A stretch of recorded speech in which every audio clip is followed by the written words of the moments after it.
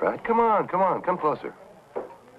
We're taking you behind the scenes of a television motion picture production. This is the way it looks before all the glamour's added. Confusing?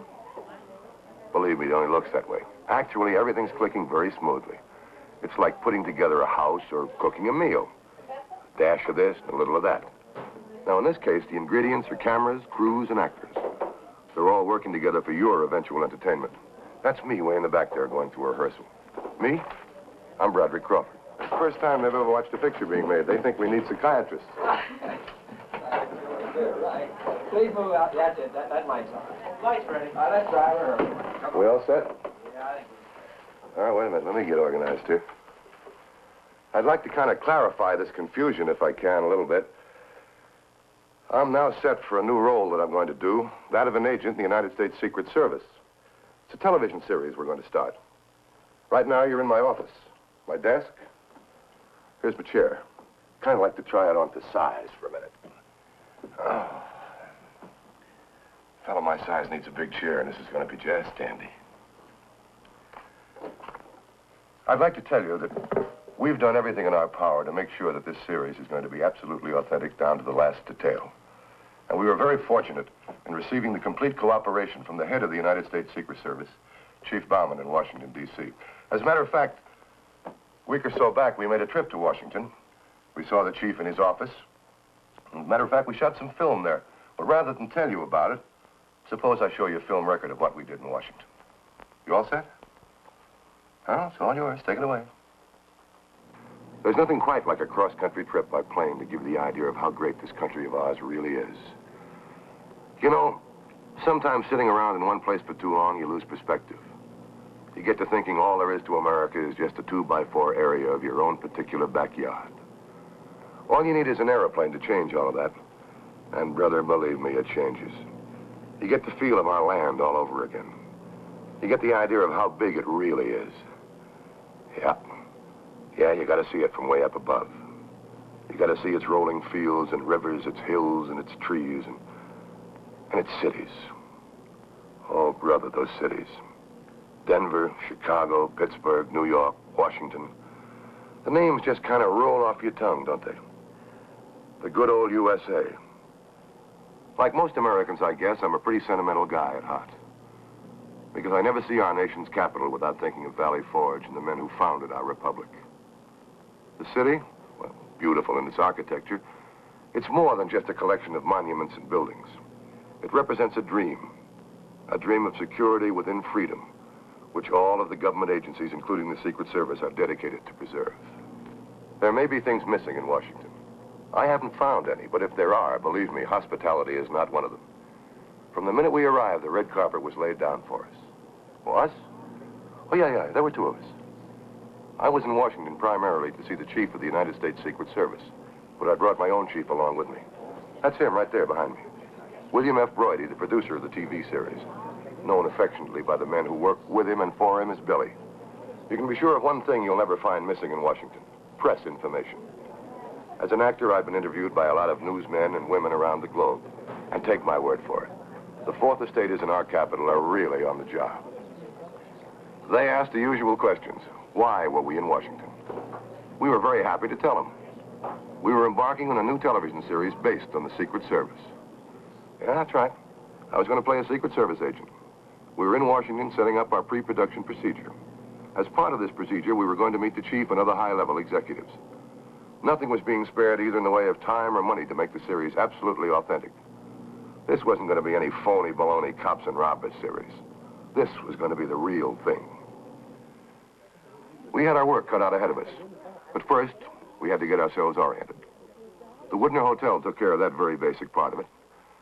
Getting our feet back on the ground, I guess you might call it. Washington in the spring. Oh, man, the smell of it just trickles right into a hotel lobby. Gives you a feeling of bounce, of excitement. Now, Mr. Woodner himself took us in tow, along with his manager, Mr. Kaufman. How was the trip? Just fine. We told him wonderful. Well, he said he'd do everything he possibly could to make our stay comfortable. Our rooms were ready, and a little welcoming party was waiting for us. You see what I mean by hospitality? Mr. Woodner and everyone else concerned have done themselves proud. Tell me, who was the idiot who said that beauty and brains don't go together? You're looking at some of the sharpest journalists in Washington right now. Every top-flight news agency was represented. The Washington Times Herald, the Star, the Post, and the News. Also the trades, from the Weekly Variety to the Billboard. Some of them were old friends of mine, people who were very kind to me when I won an Academy Award for All the King's Men. So we took a little time out to take care of the inner man. Part of that business I mentioned before about getting both feet back on the ground. And the interviews went on. We didn't mind. We were happy about it. We wanted plenty of people to know about our TV project. There was nothing secret about this phase of the Secret Service. We were glad to tell them about it. Glad to tell them why we were in Washington, who we'd come here to meet, what our schedule was. It's all part of the complicated business of getting a show on the road, as we call it. Now, when you see this finished product there on your TV screen, you might remember some of this. It doesn't just happen of its own accord. It's the end result of an infinite amount of different elements, all carefully thought out, then all carefully put together. Exploitation is by no means the least of these elements. But I wasn't in Washington just to have fun and satisfy the inner man. I had a lot of work to do, and it was about time to begin. Special Agent Robert E. Long was my escort to the Treasury building. Real nice guy, as all of the men I was going to meet proved to be.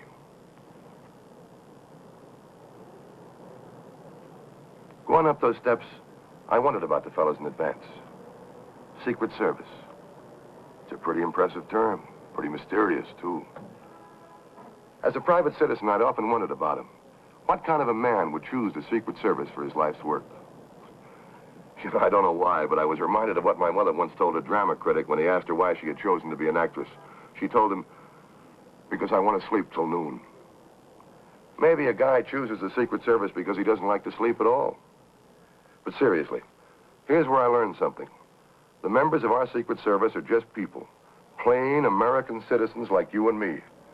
There's no Gestapo in this country. That fella right there, that's Harry Neal you're looking at. He's the executive aide to the chief of the Secret Service. He was good enough to give me some of his valuable time and was my escort to the office of the chief.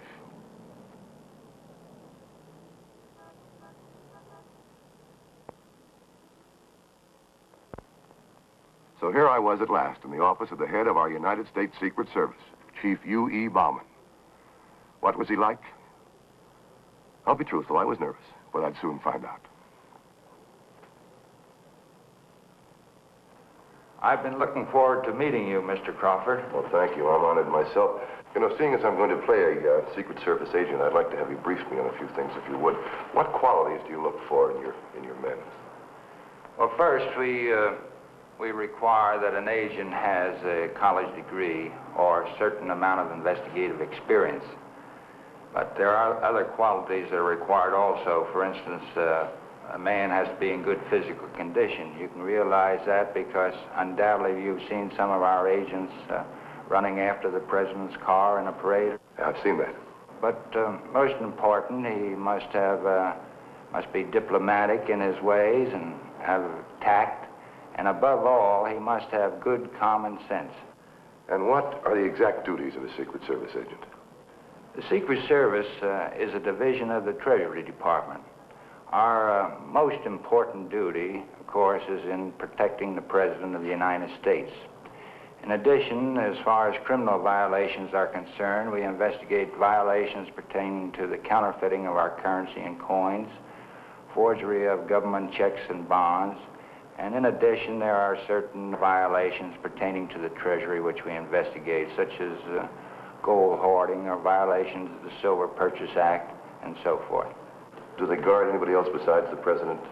Yes, we also guard the Vice President of the United States. Well, how about John Foster Dulles, Secretary of State? No, they have their own men assigned. Oh, they have their own, protection. completely. Do you have agents overseas at all in Europe? No, occasionally we might send an agent abroad where there's some counterfeiting to assist or give advice to the local police. Isn't that the President's house right across the street there? Yes, that's the White House. Would you like to see it? Yeah, I'd like to very much. The White House? Yes, Mr. Crawford, that's the White House. Oh, that's real neighborly having the President so close. Well, that's one of our jobs, is to stay close to the President. Yeah, I see what you mean. Is this the official flag of the Secret Service? Yes. That happens to be a reproduction of our official badge there in the center. We have another replica of our badge over here if you'd like to see it. I would. It says more details in it, naturally. What does that signify? Mr. Crawford, we've had that as our official badge since 1865, when the Secret Service was first organized. It's made of coined silver. By coined silver, I mean the same type of metal that's used in making our coins, the 25, 50-cent piece. Is this one made like it, or all the badges made that way? All the badges are made of coined silver. Must be worth quite a bit. Well, it's not the cash value as much as the intrinsic value. Well, you seem to keep awful close to it, though. Well, we don't want to lose any. I see what you mean. Would you like to move over here to a more comfortable chair? Yes, I would. Thank you.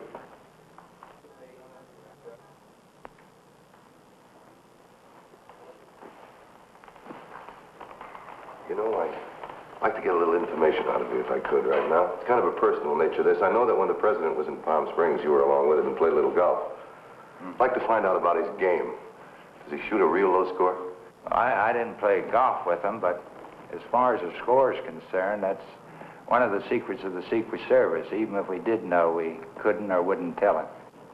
Think maybe I could get it out of Ben Hogan? Well, I doubt that. I'm also given to understand that this is the only television series that's devoted exclusively to the closed cases of the United States Secret Service. Is this true? Yes, that's correct. This will be the first TV series showing exclusive Secret Service closed cases.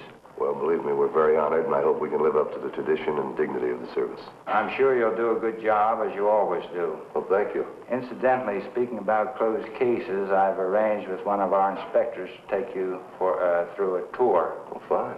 Fine. I'll call him. Thanks a lot. Miss Duncan, will you have Inspector Torina come in, please? Chief, I know that agents have to assume different identities. Do you by any chance have a school of acting around here? No, we don't have any acting school. Well, if you did, I'd like to stick around and get a few pointers. Well, talking about pointers, perhaps I could show you how to hold a gun correctly. So many hold them incorrectly. Well, let me see now. Is this right? No. Hold your thumb up here. Get a firm grip. Oh, I see. Now you can use your thumb for any pressure moving the gun to the right or left, up or down. Oh, I see. Oh, here's the inspector.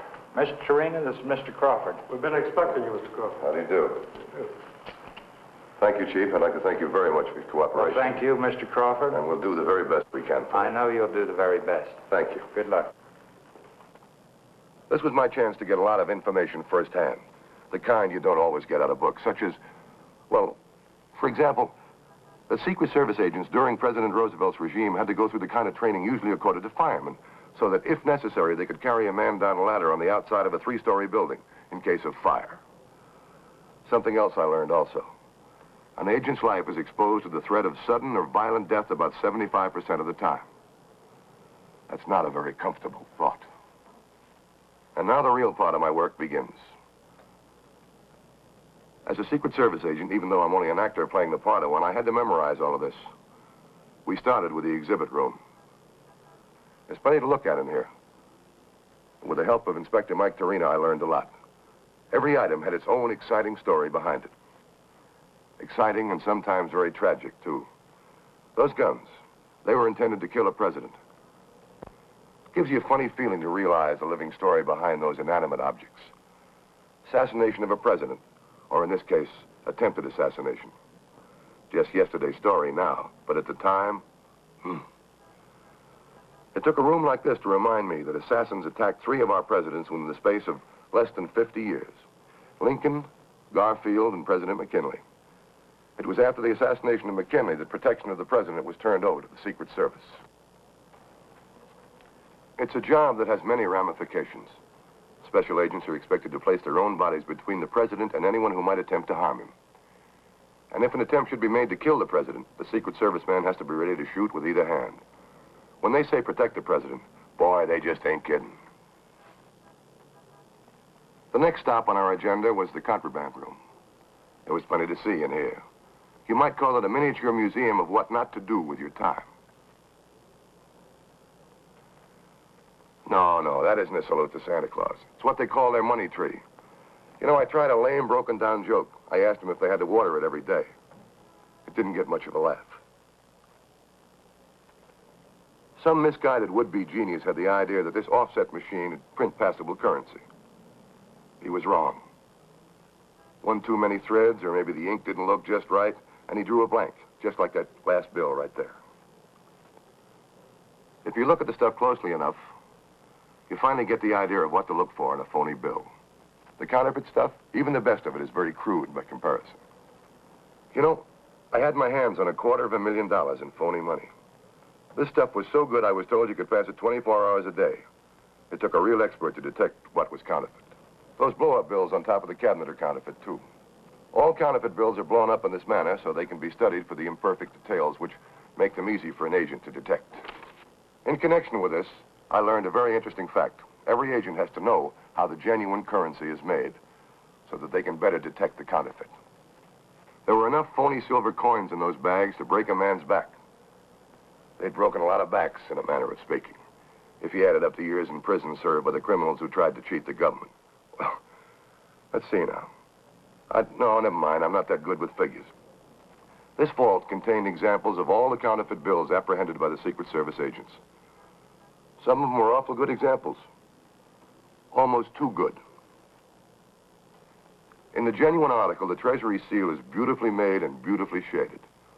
The points are as sharp as diamonds, and the shadings in the portraits is fine and delicately made.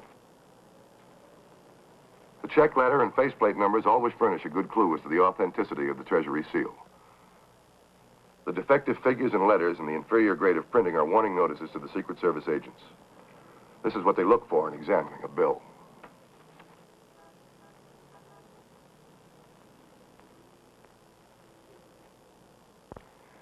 Inspector Torina was more than willing to answer any questions I wanted to ask.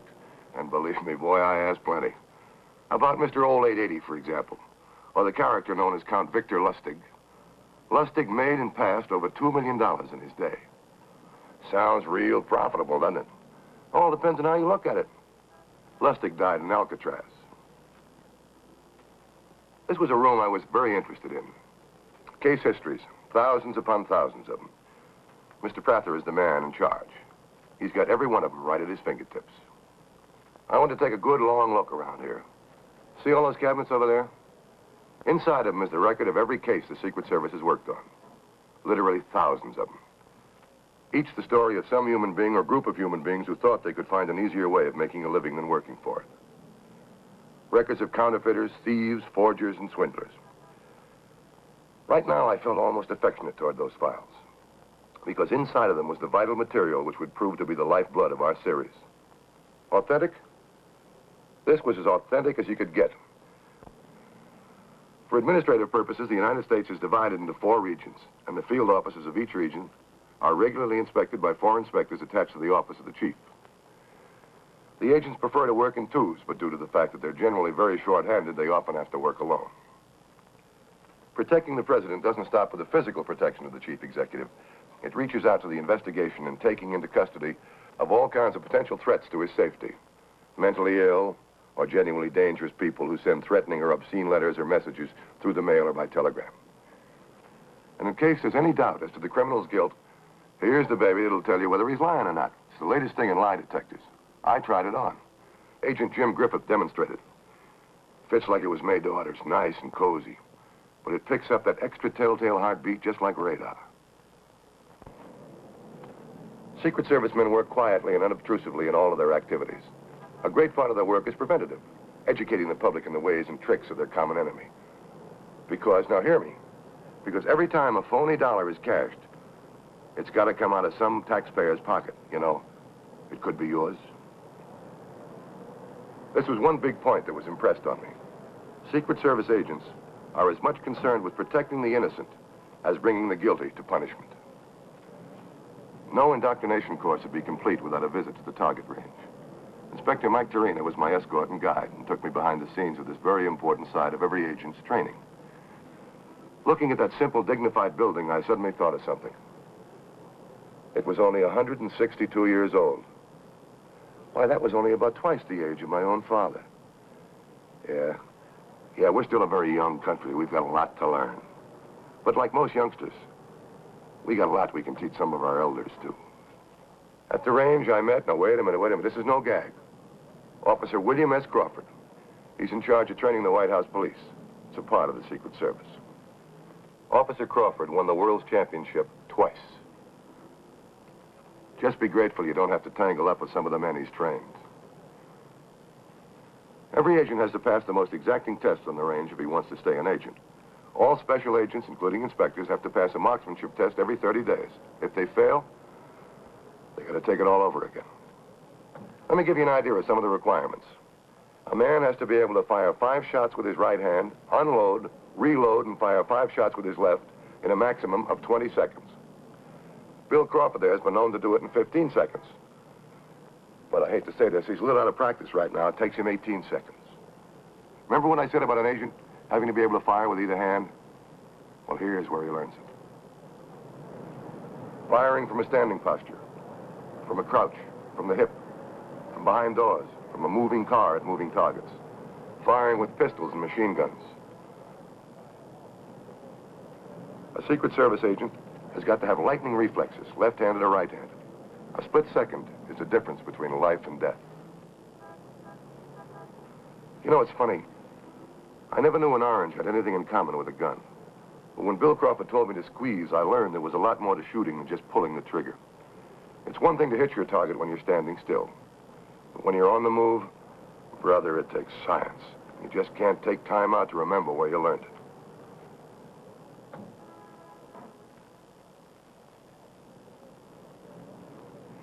The guy who finds himself at the business end of this submachine gun may not find himself for a long, long time. I learned that I wasn't firing a blasting machine, but a delicate instrument of destruction where the shots are ticked off with rhythm, precision, and speed. With one of these, you could thread a needle a couple of 100 yards away. It gave me an awful good feeling to know that every Secret Service agent has this kind of training. Because wherever the President of the United States might be throughout the world, he and his family could sleep a whole lot easier.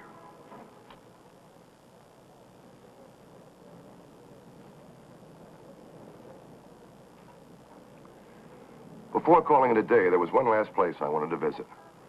Yeah, you're way ahead of me, I know. That same beautiful white building. The one I'd looked at through the window at Chief Bauman's office. A building, but a lot more than just a building. A tradition. A symbol. The very special symbol that is the very special responsibility of the White House police. We went inside and talked about... Wait a minute. Something about this trip has to remain secret. It had been a pretty tough day all the way around. Now, in the space of a few short hours, I tried to accomplish what normally would take several weeks to do. But still, it wasn't quite as rough as it could have been. You know, I was real happy I didn't have time for the boys at the judo school. As a matter of fact, I felt pretty good. There was something real invigorating about getting the feel of a Secret Service agent firsthand. I'd met a lot of great guys. Plain, ordinary citizens like myself. Well, that was about it. It's time to say goodbye. It's time to get down to the real work. It's a wonderful thing about airplanes. They get you places in a hurry. And we were in a hurry. We had a show to get going. A great big show. And we wanted to make it as big as its subject. Boy, how big can you get? The United States Secret Service. It's plenty big for me. I took one last look around before I hopped on the plane. So long, guys. So long for now. We'd be seeing each other again real soon. And right now, I'm going to make you a promise. When you see me on your TV screen as a United States Secret Service agent, you'll be seeing as close a replica of yourselves as I can humanly make it. Well, that's about it, except for the actual stories themselves. I'd like to say again, as we said in Chief Bauman's office, this is the first time that the closed cases of the United States Secret Service has been used exclusively. Well, I'll be seeing you. Oh, wait a minute, come here. You'll be seeing me. And this, the official badge of the United States Secret Service.